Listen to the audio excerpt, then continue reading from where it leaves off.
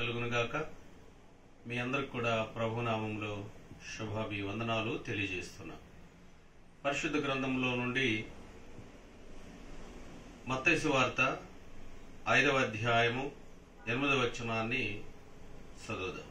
హృదయ శుద్ధి గల వారు ధన్యులు, వారు దేవుని చూచెదరు. దేవుడు మానవుని యొక్క హృదయమును ఎరిగి ప్రతి మానవుడు యొక్క హృదయం శుద్ధిగా ఉండాలని కోరుకుంటున్నాడు. హృదయ శుద్ధి గలవారు అని ప్రభు ఎందుకు అన్నాడు అంటే, మానవుని యొక్క హృదయం చెడిపోయి ఉంది కాబట్టి దేవుడు హృదయమును శుద్ధి చేసుకోవాలని ఈ భూమి మీద పుట్టిన ప్రతి మానవునికి దేవుడు హెచ్చరిక చేస్తున్నాడు. దైవప్రియులారా, పరిశుద్ధ గ్రంథములో నుండి ఇర్మియా రాసిన గ్రంథము ఇర్మియా 17వ అధ్యాయము 9-10 వచనాలు మనం చూసినట్లయితే, హృదయము అన్నిటికంటే మోసకరమైనది, అది ఘోరమైన వ్యాధి గలది, దాన్ని గ్రహింపగలిగిన వాడు ఎవడు? హృదయము అన్నిటికంటే మోసకరమైనది. హృదయము, మానవుని యొక్క హృదయము చాలా మోసముతో నిండిపోయి ఉన్నది, దగాతో నిండిపోయి ఉన్నది, కుట్రతో నిండిపోయి ఉన్నది, భయంకరమైన ఆలోచనతో మానవుని యొక్క హృదయం చెడిపోయి ఉన్నది. దేవుడు ప్రతి మనిషి హృదయంలో ఉండాలని కోరుకుంటున్నాడు. ఒకరి ప్రవర్తన బట్టి వారి క్రియలు ఫలము చొప్పున ప్రతికారము చేయుటకు యెహోవాను నేను హృదయమును పరిశోధించువాడును, అంతరంద్రియములను పరీక్షించువాడును. కాబట్టి దేవుడు హృదయమును పరీక్షిస్తున్నాడు. మానవుడు హృదయము చెడిపోయి ఉన్నది, చెడు కార్యములతో నిండి ఉన్నది. మానవుడు కంటితో చూసి, మనసులో కోరుకొని, హృదయములో ఆలోచించుకొని శరీర సంబంధమైన పాపకార్యములు చేయుటకు మానవుడు తన మనసుకొచ్చినట్టుగా జీవిస్తున్నాడు. కాబట్టి దేవుని పోలికగా పుట్టిన ప్రతి మానవుడు కూడా హృదయము శుద్ధిగా ఉండాలని కోరుకుంటున్నాడు. హృదయంలో, మానవుని యొక్క హృదయంలో చాలా కోరికలు పుడతాయంట. ఎలాంటి కోరికలు చూడదాం. మత్తయి సువార్త 15వ అధ్యాయము 6-9 వరకు మనం చూసినట్లయితే, మత్తయి సువార్త 15వ అధ్యాయము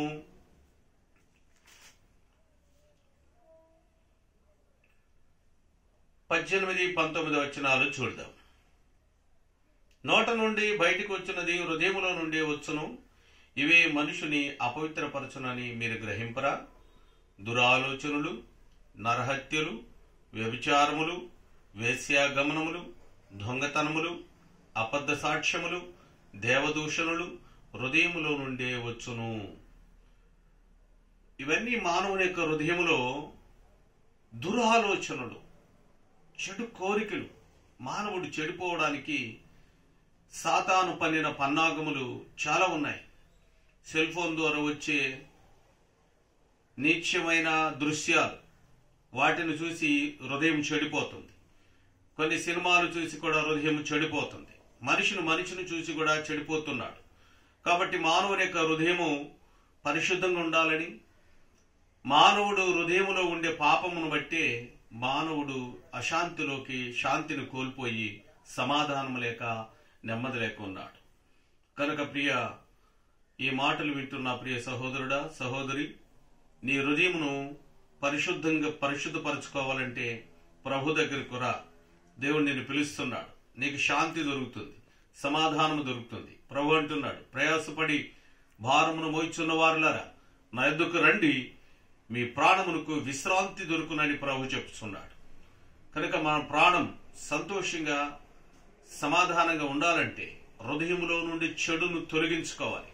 హృదయమును పరిశుద్ధపరచడానికి ప్రేమామయుడైన దేవుడు మనిషి కుమారుడుగా వచ్చి మనుషుల పాపముల కొరకే మరణించి 3వ రోజు సజీవుడిగా లేచాడు.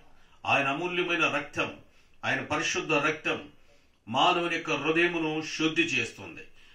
ఆ శుద్ధ హృదయముతో కలిగిన వాడే దేవుణ్ణి దర్శించగలుగుతాడు. హృదయ శుద్ధి గల వారు ధన్యులు, వారు దేవుని చూచెదరు. హృదయములో చెడును పెట్టుకొని దేవుణ్ణి దర్శించలేము. నువ్వు దేవుని దగ్గర ఎంత ప్రయాసపడినా ప్రయోజనం లేదు. కనుక ప్రభు అంటున్నాడు, ఒకడు సర్వలోకమును సంపాదించుకుని తన ప్రాణమును పోగొట్టుకుంటే వానికి ఏం ప్రయోజనం అంటున్నాడు. ఎందుకు పోగొట్టుకుంటున్నాడు మానవుడు? ఈ లోకమును విడిస్తే, పాపములోనే జీవించి పాపములోనే మరణిస్తే నిత్య నరకమునికి వెళ్ళాలి. నిత్య నరకానికి వెళ్ళుట దేవునికి ఇష్టం లేదు. అందరి హృదయము పరిశుద్ధపరచబడాలని దేవుడు ప్రేమతో పిలుచుచున్నాడు. అందుకొరకే ఆయన మన కొరకు కల్వారి శిలువలో ప్రాణం పెట్టాడు. ఆయన అమూల్యమైన